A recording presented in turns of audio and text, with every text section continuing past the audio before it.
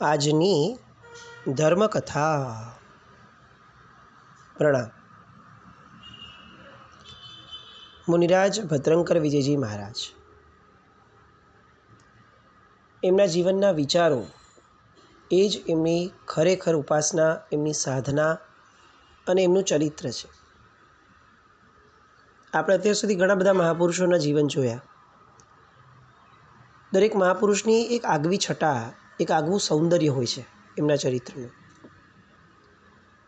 પણ કોમનલી આપણને એક વસ્તુ જાણવા મળતી હતી કે એમના જીવનમાં પ્રસંગો પ્રચુર બન્યા અને એ પ્રસંગો એટલા બધા પ્રેરણાદાયી રહ્યા કે મહાપુરુષોના ચરિત્રો સાંભળતા સાંભળતા આપણને રીતસર આશ્ચર્ય ઉપજે કે એક વ્યક્તિના જીવનમાં આટલા બધા પ્રસંગો બન્યા કે જે કેટલા બધા ભવિષ્યની પેઢી માટે ઉપકારી હતા, પ્રેરણાદાયી હતા.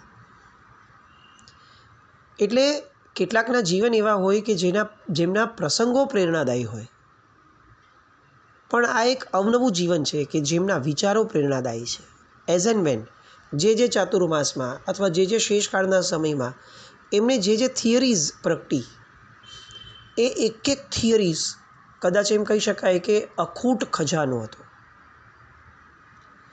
અને આપણી પરનો સૌથી મોટો ઉપકાર, અને કદાચ આ કલિકાલમાં આપણે જન્મ્યા તેમ છતાં પણ એક આશ્ચર્ય ગણાય અથવા આપણી માટેનો પરમ ઉપકાર ગણાય, આપણું સૌભાગ્ય ગણાય કે ભદ્રંકર વિજયજી મહારાજ સાહેબે એમને જે વિચારો સ્ફૂર્યા, એમના અંશ એમણે પોતાના હાથેથી લખ્યા છે. નહીં તો આ વિચારો જે છે એ કદાચ એમની સાથે ક્યાંક એ પૂતગલો ક્યાંક ને ક્યાંક વયા ગયા હોત, પણ એમણે પરમ ઉપકાર કર્યો આ શાસન ઉપર કે એમણે એમના વિચારોને લખ્યા, પોતાના હસ્તાક્ષરથી લખ્યા. અને એટલા માટે આપણે આ થિયરીઝને પણ, આ વિચારોને પણ આવરી શકીએ છીએ ચરિત્રમાં કે જુઓ, એમને આ સમયે આ વિચાર આવ્યો, આ સમયે આ વિચાર આવ્યો, આ કલ્યાણ મેગેઝિનની અંદરમાં આ વિષય ઉપર લખ્યું, અહીંયા આ વિષય પર લખ્યું. ગઈકાલે કેટલાક જિજ્ઞાસુઓનો આ પ્રશ્ન હતો કે કલ્યાણ મેગેઝિનની કોપી કેવી રીતે પ્રાપ્ત થાય, આપણે એ જ વિષયો વાંચવા હોય તો આપણે ચોક્કસ પ્રયત્નશીલ બનીએ. બિકોઝ આ મહાપુરુષનું એક શબ્દ જે છે ને એ મિસ કરવા જેવું નથી. એમણે આત્માના ઉઘાડની જે વાતો લખીને એ ક્યાંય મોનોટોનસ નથી, એટલી બધી રસપ્રદ બનાવીને એમણે લખી છે. કારણ કે એટલું વિશાળ ફલક હતું ચિંતન મનનનું કે એ જે બોલતા એની પાછળ અપાર લોજિક હોય, એની પાછળ અપાર સંવેદના હોય અને એની પાછળ અપાર સમજણ હોય. આપણને ખરેખર આંશિક રીતે એવું લાગે કે પરમાત્મા જ્યારે દેશના આપતા હોય ત્યારે પોતપોતાની ભાષામાં જીવને જે સમજાય અને જીવ એટલો બધો રસપ્રદ બની જાય કે એને ભૂખ તરસ એની ભાંગી જાય. એ કેવી રીતે થતું હશે? પણ સાહેબની વસ્તુઓ વાંચ્યા પછીથી, એમના વિચારો વાંચ્યા પછી જે રસ પ્રગટે અંદરમાં જિજ્ઞાસુ જીવને, એનાથી ચોક્કસપણે એવું લાગે કે આ કદાચ અતિશય હશે, ના નથી, પણ આવા યોગી પુરુષોના સાનિધ્યમાં આ સહજ હોય છે. આજે આપણે એક પ્રસંગને જોવો છે કે જે પ્રસંગે એમની અંદરની પરિણતિઓ શું હશે એને ઉજાગર કરીએ, અદ્ભુત રીતે ઉજાગર કરીએ. સાહેબે 1945 ઈસવીસનનું, એટલે કે સંવત 2001નું જે ચાતુર્માસ છે એ રાજનગર ખાતે નક્કી કર્યું હતું. પોતે ગઈકાલે આપણે જોયું તે રીતે માંડવગઢનો છરીપાલિત જે સંઘ હતો એ સંઘમાંથી પોતે નીકળ્યા. દરેક વ્યક્તિઓને બહુ આગ્રહ હતો કે સાહેબ આપ વધુ રોકાઓ, પણ રાજનગરના ચાતુર્માસ માટે છેક પહોંચવાનું આવે અને સંઘ વગેરેના કારણે ઓલરેડી ડિલેડ હતા, એટલે સાહેબે પહોંચવું જરૂરી હતું. એ નહીંથી સાહેબ વહેલા નીકળ્યા. હવે દાહોદથી જે વિહાર હતો એમાં ગોધરાના રસ્તે એક જંગલ આવતું હતું, એબ્સોલ્યુટ જંગલ કહી શકાય એવું. એમાં ભીલની વસ્તી, ભીલ લોકોની, એક પણ ગામ નહીં, કોઈ જ વસ્તુ નહીં, અને બીજી કોઈ વસ્તી નહીં, બીજી કોઈ કોમ કે પ્રજાની કોઈ વસ્તી જ નહીં. વચ્ચે એક શાળા આવતી હતી. એટલે રૂટ એવી રીતે સેટ થયો કે એ જે ભીલના બાળકો જે શાળામાં ભણે છે તે શાળાની અંદરમાં આપણે રાત્રિ મુકામ કરવાનો રાખે. હવે એ શાળા જે હતી એમાં એક ભીલ પિતા પુત્ર એ એને આખી સંભાળતા હતા. દાહોદના જૈન સંઘ છે એ સાહેબને જ્યારે મળવા ગયો અને આખો રૂટ સાહેબે સમજ્યો, એટલે સાહેબે આ વસ્તુની પસંદગી ઉતારી કે આપણે આ શાળામાં આવે છે વસ્તુ તો અહીંયા રોકાશું. એ સમયે સંઘના જે અગ્રણીઓ આવ્યા હતા એ સંઘના અગ્રણીઓએ ખાસ ના પાડી કે સાહેબ આ ભીલ લોકોની વચ્ચે બહુ રોકાવા જેવું નથી, એનો બીજો કોઈક રસ્તો પાડીએ અથવા આપ સાથે અમારામાંથી કોઈકને રાખો. સાહેબની સ્પષ્ટ ના. સાધુના નિમિત્તે એક પણ શ્રાવક એ નાનકડું પણ કોઈ વિશેષ હિંસક કાર્ય, સાવધ્ય કાર્ય કરે તો એનું પાપ સાધુને લાગે. અમે જ્યારે સક્ષમ છીએ ત્યાં સુધી અમારે કોઈ પણ વ્યક્તિની, કોઈ પણ શ્રાવકની નાનકડી પણ મદદ લેવાય એ શક્ય નથી. બધાએ કીધું કે સાહેબ તો બીજો રસ્તો લો, દાહોદથી આ જંગલ સિવાયનો એક મોટો રસ્તો આવે છે, પણ સાહેબે ત્યાં એ પણ સમજાવ્યું કે અમારે વહેલું પહોંચવાનું છે. હવે ચાતુર્માસ પ્રવેશ આદિ જે પણ પ્રક્રિયાઓ છે એની માટે સમયસર પહોંચવું આવશ્યક છે. એ મોટા રસ્તે દિવસો વધે છે એટલે એની શક્યતા નથી, કંઈ વાંધો નહીં આવે. બધાએ ફરી ચેતવ્યા કે સાહેબ રહેવા દો, પણ સાહેબે કીધું કશો વાંધો નથી, સંયમ જીવન છે, આવું તો આમાં આવે રાખે. એટલે એ લોકો એ રસ્તે આગળ ગયા.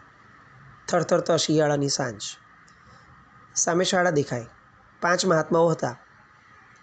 સામે શાળા દેખાઈ, જાપો ખોલીને શાળાના ઓટલા સુધી આગળના મુનિઓ ગયા અને કમર ઉપરના વીંટલા છોડવા ગયા. અને એ જ અવાજ થતાં અંદરમાં પેલો જે પિતા પુત્ર છે એનો જે પુત્ર છે એ પુત્ર એટલે કે માસ્તરનો દીકરો એ દારૂ પીને અંદર સૂતો હતો. એક તો ભીલ, સમજણનો અભાવની ધારા, સ્વભાવે જડતા, હિંસાથી પ્રચુર સ્વભાવ અને એમાં ઉપરથી દારૂ, એટલે કોઈ પણ પ્રકારનું નિયંત્રણ ન રહે એવી પરિસ્થિતિ.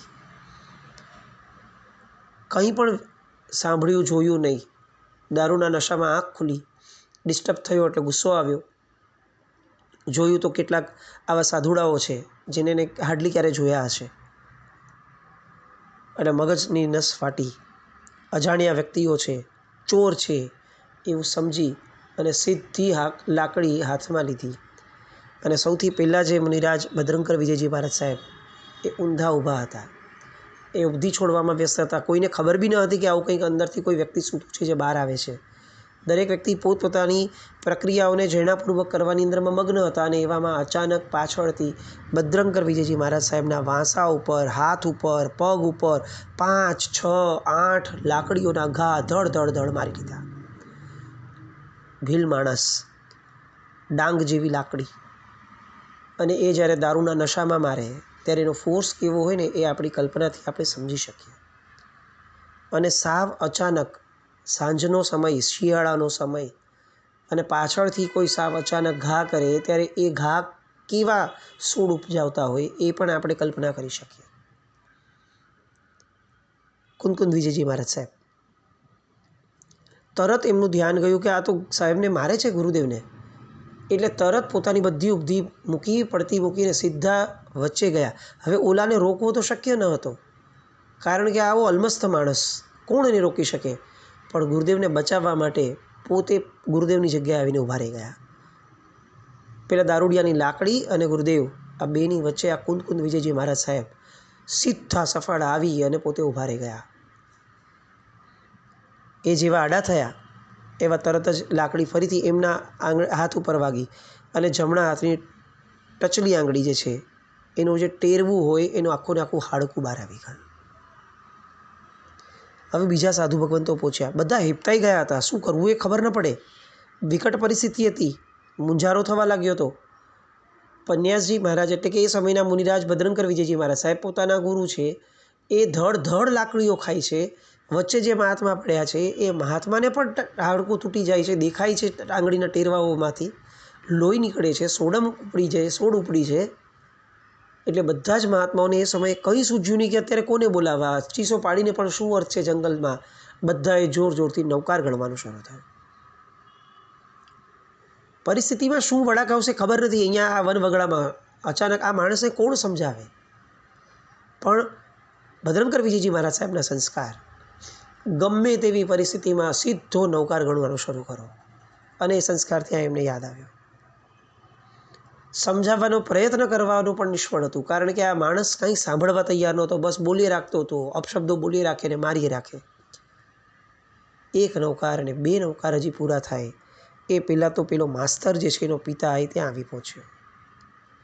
પીધેલો તો એ પણ હતો, પણ એનું દારૂ કદાચ ઓછું પીવાયું હશે, એટલે એને થોડું સાનભાન હતા. પોતાના પુત્રના હાથમાં સોટી અને લાકડી જોઈ અને ઠંડી સહન કરતા સંતોને એણે તરત જ એને જોઈને લાગ્યું કે આ તો બહુ લબાચો થયો છે. એટલે તરત જ પેલી લાકડી ઝૂંટવી લીધી એણે પોતાના દીકરાના હાથમાંથી. અને જે સંતો જાભા પાસે ઊભેલા હતા એમને કડકાઈથી અને બહુ જ નબળી રીતે કહી દીધું, જાઓ અંદર જાઓ. એમ કરી શાળાનો એક ઓરડો ખોલી આપ્યો. એ ઓરડામાં આખો અડધો ઓરડો એ રેતી ભરાયેલી હતી.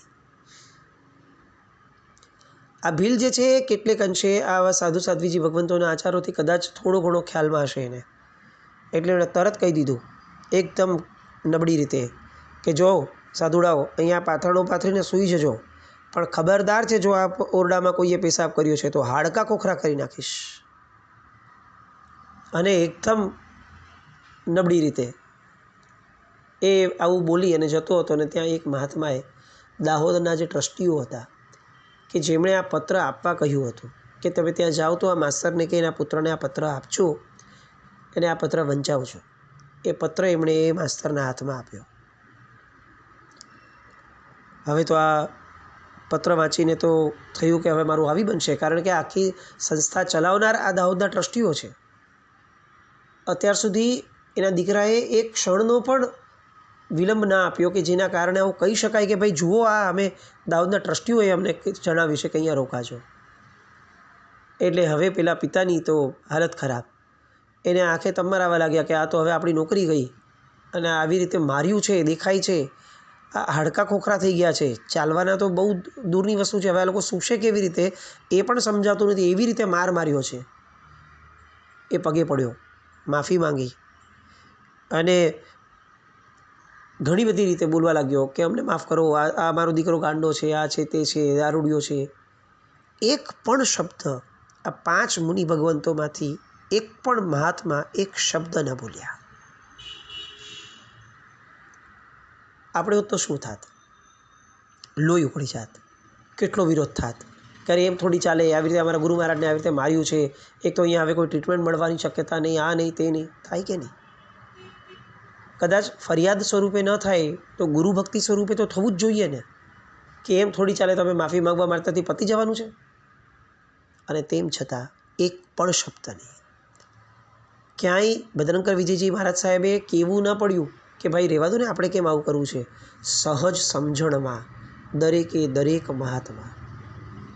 આપણને એમ લાગે કે આ તો અન્યાય સહન કરવા જેવી વાત થઈ. આવી રીતે થોડી હોય, પહેલાંને કહેવું તો જોઈએ ને, હવે ઓલો માફી માંગે છે તો એને એની ભૂલ સમજાવવી જોઈએ. પણ આ બધી આપણી માન્યતાઓ. સાધુપણું શું છે ને એ આપણે ક્યારેક કલ્પના જ નહીં કરી શકીએ.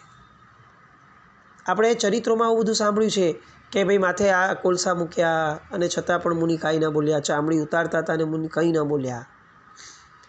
પણ એ હકીકતમાં અગર આ સમયમાં થાય, આપણા જમાનામાં થાય, તો આપણે તો કદાચ એ મુનિઓને એમ જ કહીશું કે આ તો મૂર્ખાઈ છે, આવું કરાતું હશે. સામાન્ય પ્રોત્સાહન અપાય. ખોટાનો વિરોધ થવો જ જોઈએ, અન્યાયની સામે અવાજ ન ઉપાડ્યા એ પણ અન્યાય છે. આવી બધી ફિલોસોફી આપણે એમને જાડી હોત, એ મહેતારાજ મુનિવરને, એ બધા મહાત્માઓને આપણે ટોક્યા હોત કે સાહેબ આવું ન કરાય, તમે બગાડો છો, આનું નુકસાન બીજાએ ભોગવવું પડશે. આ ફરક છે. સાધુપણું એ ફક્ત વેશનું પરિવર્તન નથી. સાધુપણું એ ફક્ત આચારોનું પરિવર્તન નથી, એ વિચારોનું અને વિચારધારાનું પરિવર્તન છે. આચારોના પરિવર્તન એ ફક્ત માધ્યમ છે વિચારોના પરિવર્તન સુધી પહોંચવાના. અને ભદ્રંકર વિજયજી મહારાજ સાહેબ અને એમના શિષ્યોનું આ જીવન, એ આ પ્રસંગ એનું સાક્ષી હતું પ્રબળ, કે સાધુપણું આવી રીતે જીવાય. ક્ષમાના અવતાર એવા મહાત્માઓ એ જાણે કંઈ જ બન્યું નથી એમ વિચારી સાંજનું પરિગ્રહણ કર્યું, પ્રતિક્રમણ કર્યું, સંધારાપોરસી ભણાવી, નૌકાર ગણતા ગણતા સૂવાનો પ્રયત્ન કરવા લાગ્યા. મુનિરાજને જરા પણ ઊંઘ ના આવી ભદ્રંકર વિજયજી મહારાજ સાહેબને. પણ કુંદકુંદ વિજયજી મહારાજ સાહેબ કે જે 22 વર્ષના છે ખાલી, અને એમની જે વેદના છે, હાડકું તૂટવાની વેદના આપણે કલ્પના ન કરી શકીએ, અને એ વેદનાની અંદર એ કણસતા હતા. એટલે મોટા મહારાજને પણ એમ લાગ્યું, ભદ્રંકર વિજયજી મહારાજ સાહેબને, કે મારી વેદના શું, આ 22 વર્ષના છોકરાની આ વેદના, એ ગુરુભક્તિ કેવી પ્રબળ, અને આ આંગળી તૂટ્યાના હાડકાં તૂટ્યાની વેદના. ત્યાંથી આગળ વધ્યા. રસ્તાની અંદરમાં અનુપ્રેક્ષા કરે છે સાહેબ. બીજે દિવસે સવારે આ જે કુંદ વિજયજી મહારાજ સાહેબ 22 વર્ષના હતા, એ મોટા મંડા ગામના વતની કેશવજી, એમના પિતાનું નામ, એટલે એમનું નામ કેશવજીભાઈ, પુંજાભાઈ એમના પિતાનું નામ, અને માકાબેન એમના માતાનું નામ. એમના 5મા પુત્ર માણેકભાઈ, એની પ્રેરણાથી વૈશાખ સુદ 5મ હાલારમાં 400 વર્ષના ઇતિહાસમાં તપાગચમાં સૌ પ્રથમ દીક્ષા લેનાર નવલોહિયા યુવાન તરીકે એમણે નામ લીધેલું, એમણે દીક્ષા લીધેલી. 400 વર્ષના ઇતિહાસમાં તપાગચની અંદરમાં આખા હાલાર પંથકમાં સૌ પ્રથમ દીક્ષા જેમની થઈ એ આ કુંદ વિજયજી મહારાજ. દીક્ષા માટે 6 વિઘઈનો સર્વથા ત્યાગ કર્યો હતો, રજા નથી મળતી એટલે, અને દીક્ષા લઈ એ જ દિવસથી 2 જ દ્રવ્યના એકાસણા કરી અને વ્યાકરણ વગેરે ગ્રંથો સાથે અભ્યાસ શરૂ કર્યો હતો. અને એ મહાત્મા, એમના હાડકાં, આંગળીના ટેરવાના હાડકાં તૂટ્યા. ભદ્રંકર વિજયજી મહારાજ સાહેબ એમને પોતાને અનુપ્રેક્ષા કરતાં કરતાં કહેતા હતા કે તમને ધન્ય છે, આ વડીલપણું છે કે જેમાં શિષ્યો જે પણ શુભતા આચરે એને પ્રોત્સાહિત કરવા માટે એનું ગૌરવ લે, મેકશ્યોર કરે કે ક્યાંય બી એમને અહંકાર ના આવી જાય, પણ ફક્ત અહંકાર ના આવી જાય એટલા ડર માત્રથી એ પ્રોત્સાહન આપવાનું ચૂકતા ન હતા. એ ગંભીરતા છે, એ પરિપક્વતા છે. અને આખા વિહાર દરમિયાન પોતે ચાલી નથી શકતા, પોતાને આવડી જોરદાર લાકડીઓ લાગી છે, અને તેમ છતાં પણ એ કુંદ વિજયજી મહારાજ સાહેબને એટલી સરસ રીતે રસ્તામાં વાત કરતાં પોતે જે કર્યું છે એ સુકૃતને સરસ મજાનું એમની માટે જીવનભર ગૌરવ થાય એવી રીતે એ એમની વાતો કરતા. ગોધરાના માર્ગે આગળ વધ્યા. તૂટેલી આંગળી, સોજેલો વાસો, દુખતા હાથ પગ, છેક બપોરે 12 વાગ્યા અને મહાત્માઓ ગોધરા પહોંચ્યા. આખા સંઘને ખબર પડી ગઈ. ત્યાં જતાં સંઘ ભેગો થયો, તબીબોને બોલાવ્યા, પાટાપિંડી, દવા, ઉપચારો વગેરે શરૂ કર્યા. તૂટેલું હાડકું બેસાડીને એની ઉપર પાટો બંધાયો, અને હવે બધા ભેગા થઈને ત્યાં નિર્ણય કરે છે કે આ ભીલ માસ્તર અને એનો દીકરો એને હવે કોઈ પણ હિસાબે છોડવો નહીં, અને એને પોલીસ કમ્પ્લેન કરીને પોલીસમાં જપ્ત કરાવડાવો.